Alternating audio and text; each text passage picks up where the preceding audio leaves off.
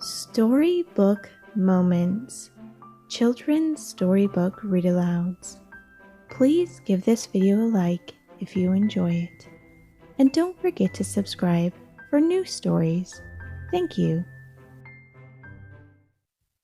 Reading aloud to you, Sneakers, the Seaside Cat by Margaret Wise Brown and illustrated by Annie Mortimer. Once there was a little fat cat, and his name was Sneakers. He had 4 white paws, and almost all the rest of him was inky black. He lived with a little boy and his father and his mother. One day the little boy and his father and his mother went to the seashore. When Sneakers came to the sea, he was delighted. He could smell the fish. He thought he could catch them like mice.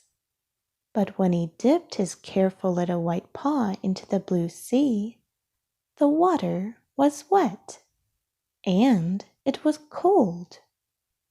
So Sneakers decided to go out in a field and look for mice instead. The field was full of butterflies, so Sneakers chased one. But the sea was bothering him. All around him he could smell it, beyond the smell of the pine trees, and he could feel it. It excited him, and way off he could still hear it. Boom, boom, boom. Sneakers did not know that boom, boom, boom was the sea pounding the rocks way off shore, out on the ledges of the sea. Then he heard haw, haw, haw, scree, scree. He wondered what it was. First, it was a shadow. Then it was a bird. Only it was such a big bird, it didn't seem very frightened of a little black cat with white paws.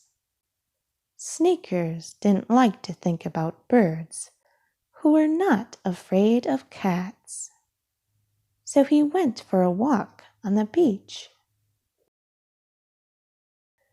Little shrimps about the size of a cat's claw jumped about in the sand.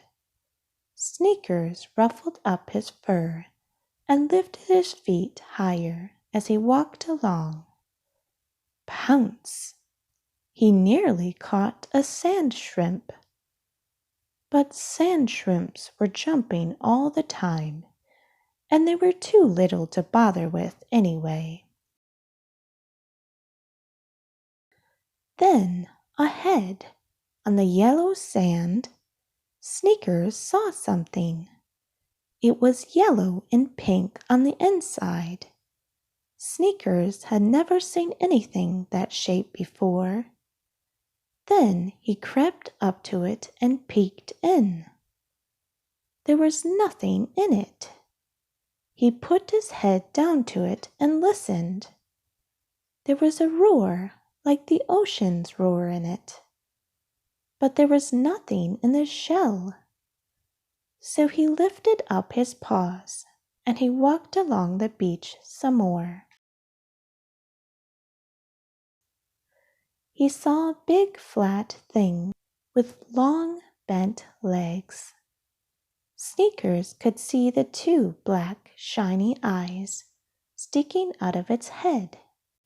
Sneakers crept after it, but the crab's eyes stuck so far out of its head that they had seen Sneakers coming. The crab scuttled down to the water's edge, but Sneakers was too quick for it. It hit the crab with its paw to see what it would do. And this is what the crab did. The crab shot out one of its long bent legs and grabbed a hold of Sneaker's little white paw in its crab claw. It hung on and pinched Sneakers a little. Sneaker didn't like that at all.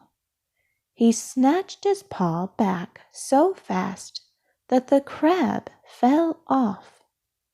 Then he licked his paw and ruffled out his fur and walked on down the beach. Something was happening in the air. The air was wetter and heavier. Sneakers could feel it on his tender little nose. And when he looked around, there was great puffs of smoke blowing in from the sea. They smelled of the sea and came drifting in puffs as big as clouds, until you couldn't see the sun any more. Everything was gray, and the land beyond was all dim and dark like one big shape. My, but I'm glad I saw that, thought Sneakers. In the morning it was still foggy. Down in the depths of the sea the fish swam slowly, and the starfish pointed their spiky arms.